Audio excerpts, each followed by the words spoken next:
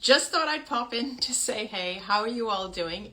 It's December 1st. I can't believe it. Anyway, we were just putting up some lights and things today just to get into the festive mode. But I discovered today that Merriam-Webster dictionary, like the most one of the most reputable dictionary makers on the planet, they declared the word gaslight as word of the year for 2022. So I thought that was really interesting. And I hope you all know what gaslighting means. And I know it refers, or the word came from a movie that was made way back in the 40s, where there was this man that would dim the gas. The lights were made of gas. The lights were powered by gas back then, and he would dim the lights and make them dimmer every night. And his wife would say, do you notice that the lights are dimming? And he would say, no, they're not. And then she would say, is it me? Am I going crazy? And he would allow her to feel that it was her and that she was going crazy. And that's where the term came from. It's when it refers to when people make you think you're crazy for being the way you are, but when you're not. So I started to think about this today, that how interesting that the word gaslight is like the word of the year. And I know it's because of everything that's been going on recently to do with all the divisiveness and the politics and all the stuff related to COVID and everything that gets churned out by mass media. But I started to think back to when I had my NDE, and I remember that when I would talk to people about my experience and why it was that I thought I had healed, a lot of times the way that the people would respond to me, or the way that they would try to explain it away, felt like what today I would call gaslighting. But I'd never heard of the word back then. I didn't have the vocabulary. But today I would call that gaslighting, where I was sitting there feeling like I was going crazy while I was the one trying to explain something that they knew had happened. Everybody saw it before their very eyes, that the healing took place. Within days, within weeks, I was cleared from cancer. I was released from the hospital. But yet when I would try and explain from my perspective what was going on, I was the one that was made to feel that I was going crazy. So that, to me, is gaslighting. But speaking of that time, going back to all that time right after I had the NDE, it was interesting. Today I was in my online sanctuary, which is my online platform, and we had I had a little video conference with some of the members there. And one of the members, Sabrina, in fact, she mentioned that I need to talk more about what happened, or what was happening in my life during the years after the near-death experience, before my story was discovered by Wayne Dyer. And so it was interesting. I was pondering that as well. And there's a lot there which I will unpackage over time. I've shared parts of that story, but one of the things that I actually want to say today to that is that a lot of people who only hear of me later, like after my book comes out, or who've only heard of me recently, you have this impression that I had this NDE and then my life was amazing and I was really lucky and I'm so blessed that this happened to me. Well, I don't deny that I feel very blessed. I feel very looked after. I feel very loved from the other side. I feel very powerful. I do feel all those things. But I want to say that it wasn't good 100% of the time right from the beginning. I still had to do the work. And that's something that's unavoidable. So the reason that I even share my story and why I tell people about what happened is not because I'm trying to toot my own horn and say, I'm blessed, I'm looked after, I have guardian angels, that's why I'm alive, and my life is amazing. No, the reason I share my story is because the near-death experience may have given me clarity, but what it did was, it was like it opened a door. It actually opened a Pandora's box where a whole bunch of stuff just kind of burst out like a jack in the box. But then I had to pick through everything that was now before me, because I realized this world that we live in is not what I thought it was. It was the world that I live in was, I'm going to say illusion for want of a better word, but it was the world that I live in. I had bought into a world that had been conditioned into me, but in actuality, the world I lived in was not that. It was very malleable. It was very workable. I could actually create something different from it. But you don't come out of an NDE knowing how to create something different. I had to recondition and reprogram and learn and fail and start again. And I had to go through all that. And those are the journeys that I like to share, or that's the journey I like to share with people, because anybody can do that. You don't have to have an NDE. You don't even have to get sick. So that's where the important work is that I believe anybody can do. So one of the things that I speak about, which I think is the most important thing that I learned to create for myself, is I have created something that I call a miracle marinade. And that's something that I believe everybody should learn to create. I don't understand why our world, the world we live in, isn't obsessed with creating a miracle marinade. It's almost like we push miracles away, and we prefer to disbelieve in them.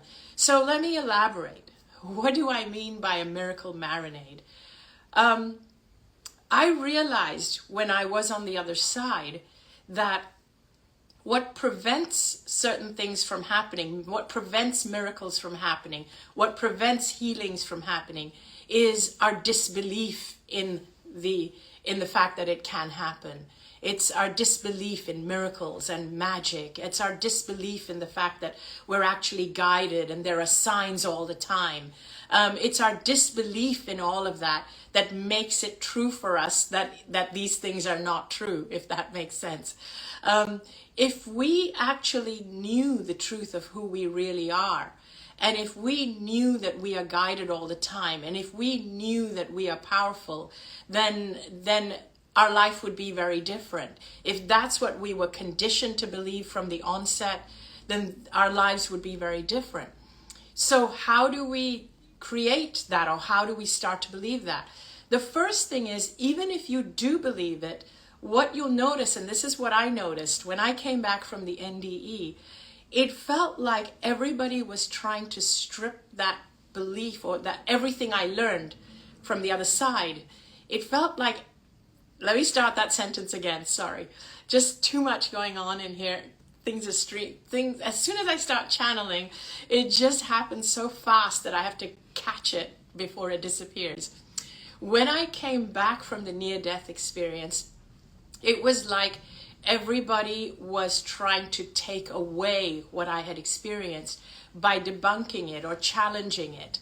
It was like people wanted to disprove it. So in other words, instead of people being curious, like, oh my God, how did you heal? I want to know more. I want to see this happening more. Instead of doctors and people in the medical profession saying, we want to study how you healed. No, instead it was the opposite. People were more interested in dismissing it or debunking it or pretending it never happened. Gaslighting again.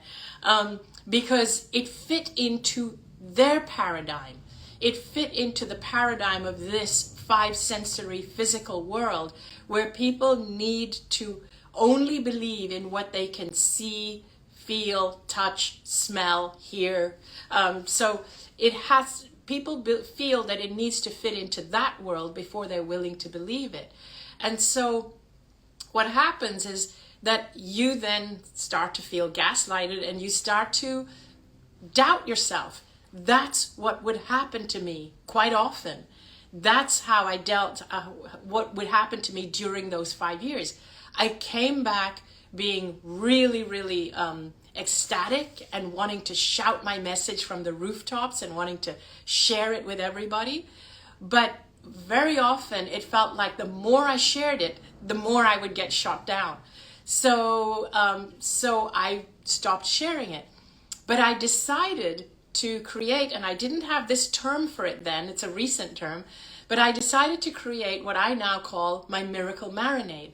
I decided to pull myself away from the community who were challenging me, or the community who wanted me to be the person I used to be, and I created a new community.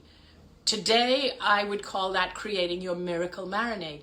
So here's the key.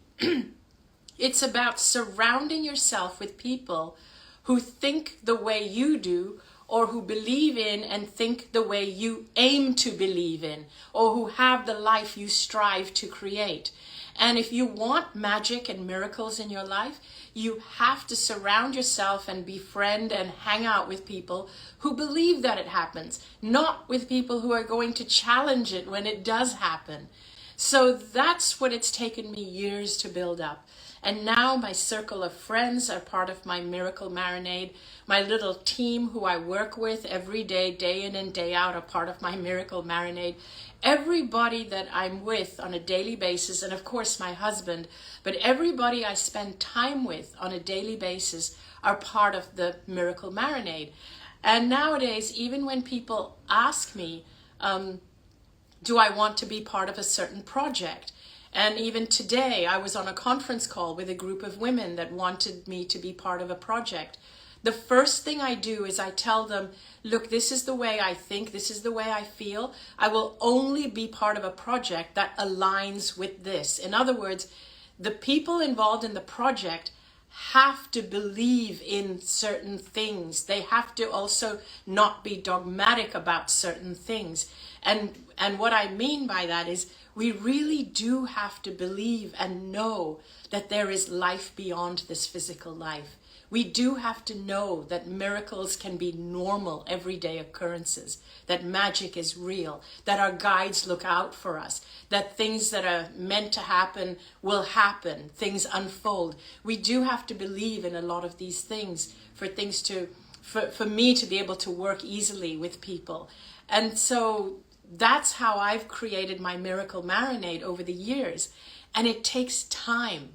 I wasn't just lucky. I had to build it. I had to create it. And today, all my closest friends, whether it's Karine or Erica or Nicola, all of them, they're all part of my miracle marinade.